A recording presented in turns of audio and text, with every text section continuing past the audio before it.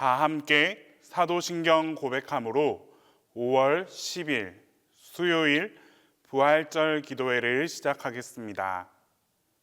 나는 전능하신 아버지 하나님, 천지의 창조주를 믿습니다. 나는 그의 유일하신 아들, 우리 주 예수 그리스도를 믿습니다. 그는 성령으로 잉태되어 동정녀 마리아에게서 나시고 본디오 빌라도에게 고난을 받아 십자가에 못 박혀 죽으시고 장사된 지 사흘 만에 죽은 자 가운데서 다시 살아나셨으며 하늘에 오르시어 전능하신 아버지 하나님 우편에 앉아 계시다가 거기로부터 살아있는 자와 죽은 자를 심판하러 오십니다. 나는 성령을 믿으며 거룩한 공교회와 성도의 교제와 죄를 용서받는 것과 몸의 부활과 영생을 믿습니다.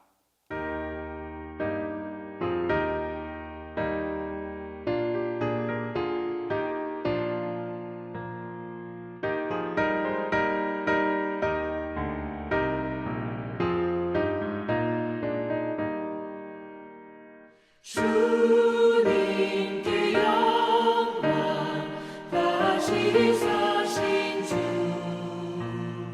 사망 권세 모두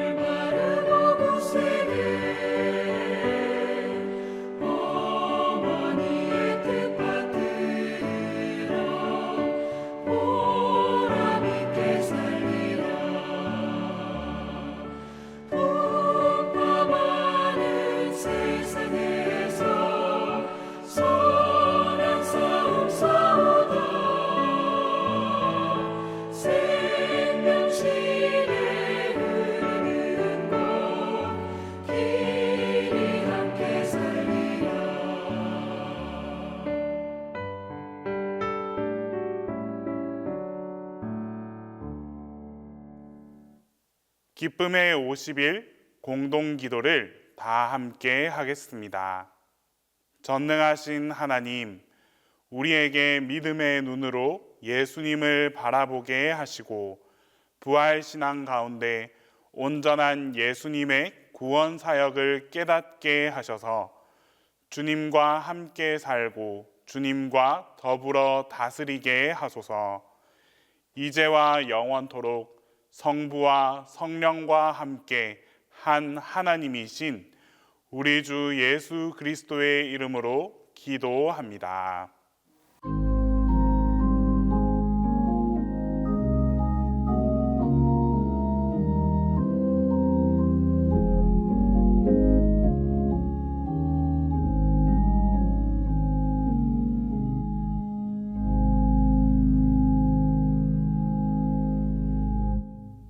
오늘 우리에게 주시는 하나님 말씀은 잠언 23장 22절에서 26절입니다.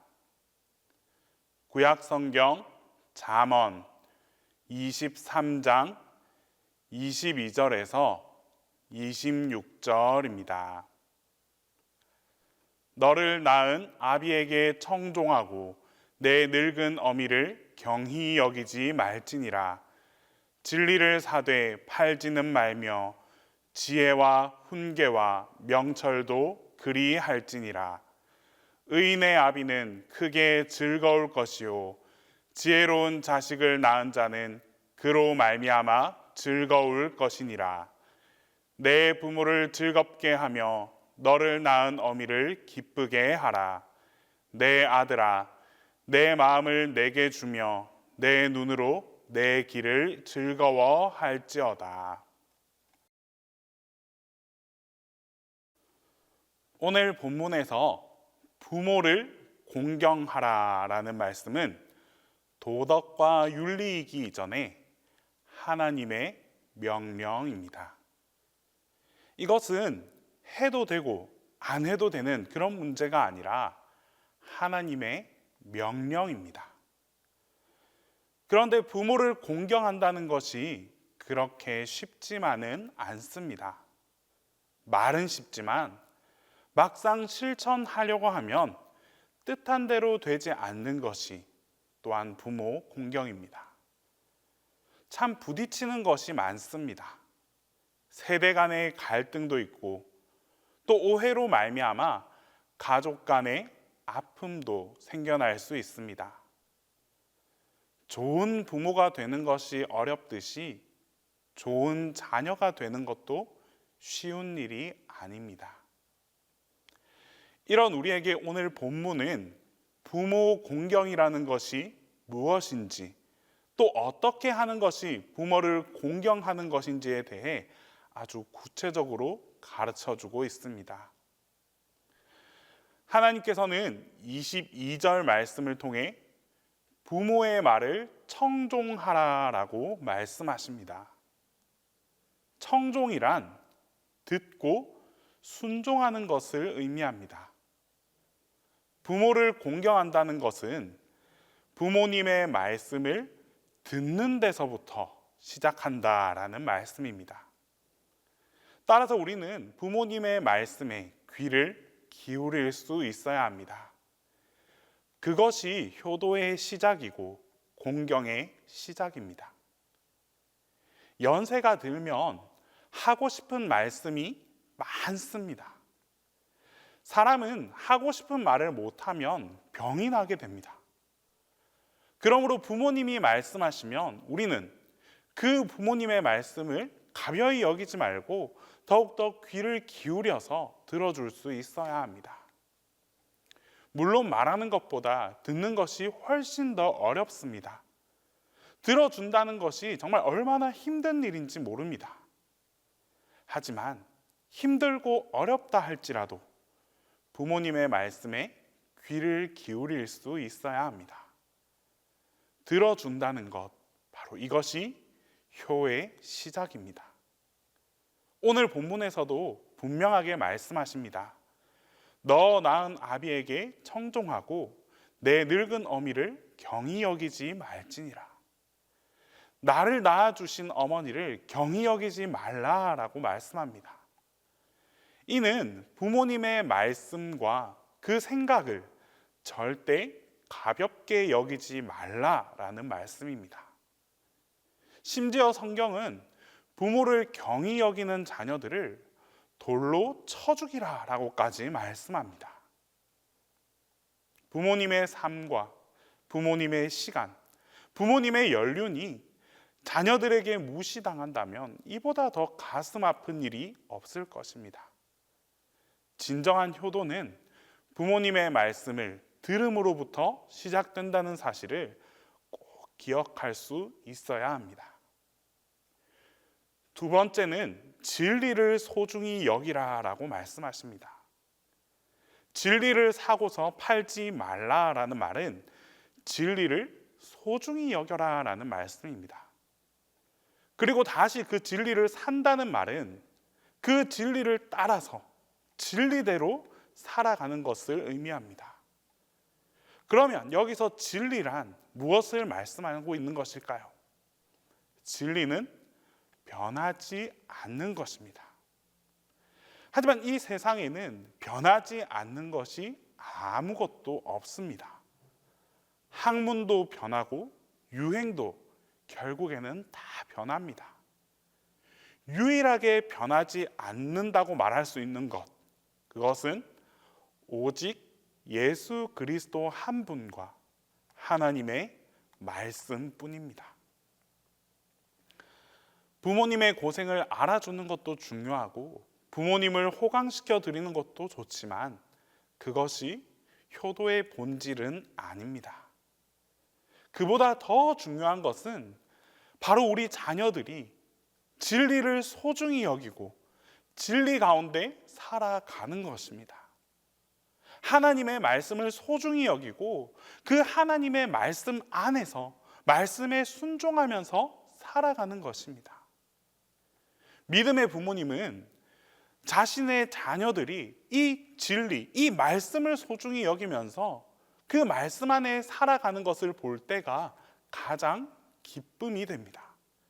그보다 더 큰 즐거움이 없습니다. 사업이 잘 되어 돈을 많이 벌어도 믿음과 이 신앙 안에서 살아가지 못한다면 신앙의 부모님은 괴로울 수밖에 없습니다.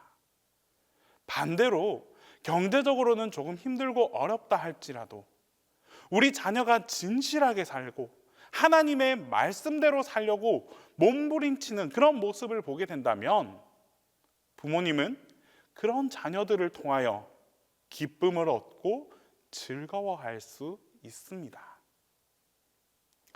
세 번째는 내 부모를 즐겁게 하라라고 말씀하십니다. 내 부모를 즐겁게 하며 너 낳은 어미를 기쁘게 하라. 부모를 기쁘게 하라라는 것은 무엇입니까? 부모님을 염려하시게 하거나 근심되게 하지 말라라는 말씀입니다. 잠언 17장 25절에 보면 미련한 아들은 그 아비의 근심이 되고 그 어미의 고통이 된다라고 말씀합니다. 어떤 사람이 미련한 아들입니까? 세계적인 명문 대학을 졸업했다 할지라도 부모의 마음에 근심을 심어주고 부모의 마음에 고통을 안겨주는 자녀가 가장 미련한 자녀입니다. 부모 공경은 나를 낳아주시고 또 나를 길러주신 이 부모님을 그저 가만히 있어도 기쁘게 해드리는 것, 기뻐할 수 있게 해드리는 것, 그것이 바로 부모 공경입니다. 끝으로 우리의 마음을 드리며 있는 모습 그대로 받아들여야 합니다. 26절 말씀에 내 아들아 내 마음을 내게 주며 내 눈으로 내 길을 즐거워할지어다. 부모 자식 간에 바로 이 마음이 멀어지는 것보다 더 섭섭하고 외로운 것은 없습니다. 효도의 핵심은 바로 이 마음입니다. 아무리 물질적으로 잘해드린다 할지라도 이 마음의 거리가 멀어지면 그것은 효도라 할 수 없습니다. 오늘날 정말 생활비는 꼭꼭 보내드리면서도 마음에서 부모님을 멀리하는 그런 사람들이 얼마나 많은지 모릅니다. 진정한 효도는 내 마음 안에서 항상 부모님을 떠나보내지 않는 것입니다. 그리고 내 마음을 부모님께 드리는 것입니다. 내 눈으로 내 길을 즐거워할지어다. 이 말씀은 부모님께서 살아온 그 인생의 길을 그대로 받아들이고 즐거워하라라는 말씀입니다. 부모님께서 살아온 인생의 길을 바라봐 드립시다. 사회적으로 성공한 자녀에서 입장해 보면 너무 힘든 인생을 살아온 부모님, 그런 부모님도 계실 것입니다. 그러나 우리는 그러한 부모님의 삶, 힘들고 어렵게 지내왔던 그 부모님의 삶까지도 존중하고 인정해 드릴 수 있어야 합니다.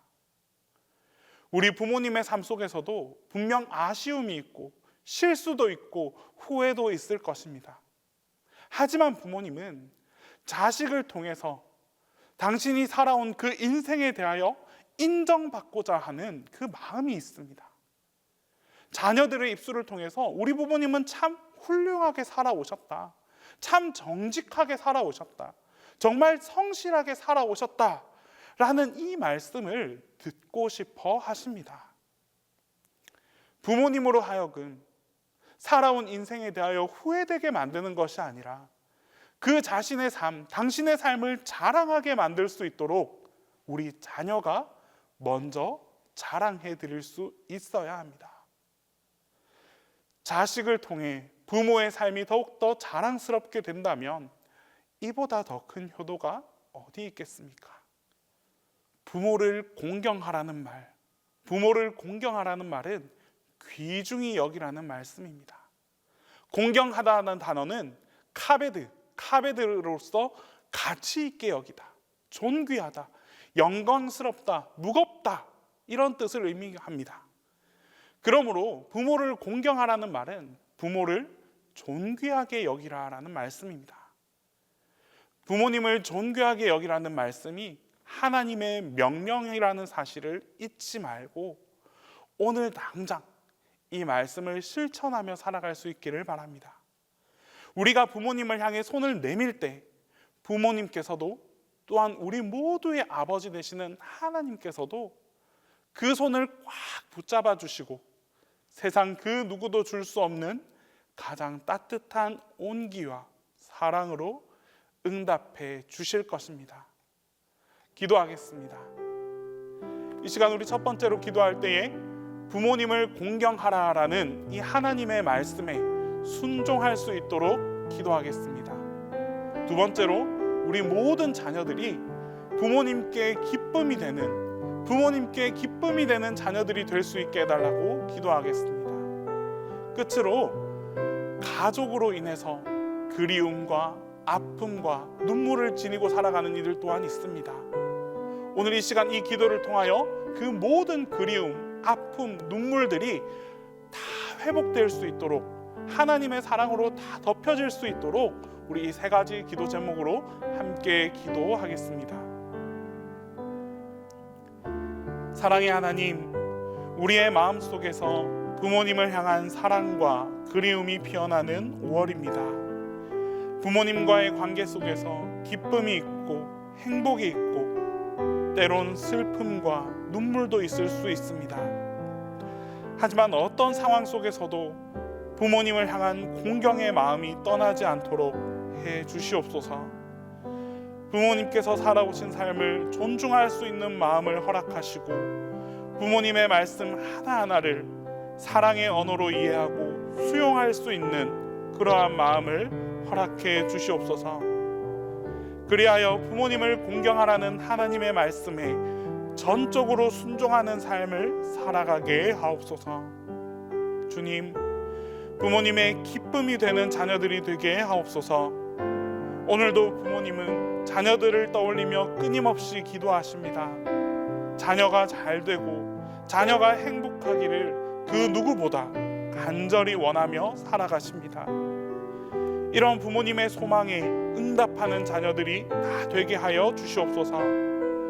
믿음으로 살아가는 자녀들이 되게 하시고 부모님께서 원하시는 바를 이루어가는 삶을 살아가는 자녀들이 되게 하여 주시옵소서.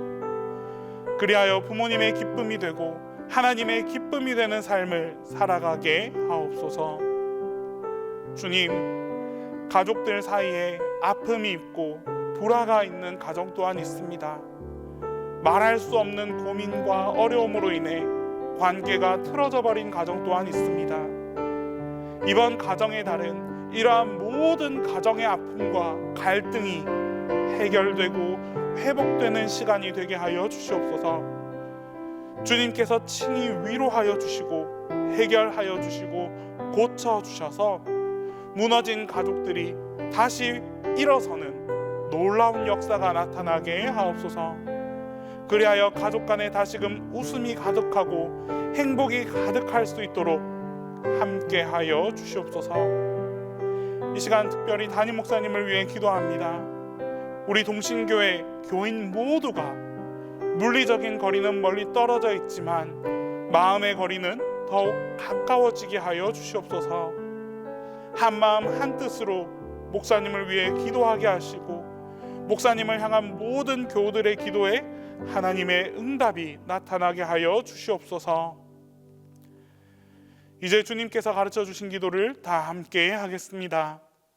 하늘에 계신 우리 아버지, 아버지의 이름을 거룩하게 하시며 아버지의 나라가 오게 하시며 아버지의 뜻이 하늘에서와 같이 땅에서도 이루어지게 하옵소서. 오늘 우리에게 일용할 양식을 주시고 우리가 우리에게 잘못한 사람을 용서하여 준 것 같이 우리 죄를 용서하여 주시고 우리를 시험에 빠지지 않게 하시고 악에서 구하소서. 나라와 권능과 영광이 영원히 아버지의 것입니다.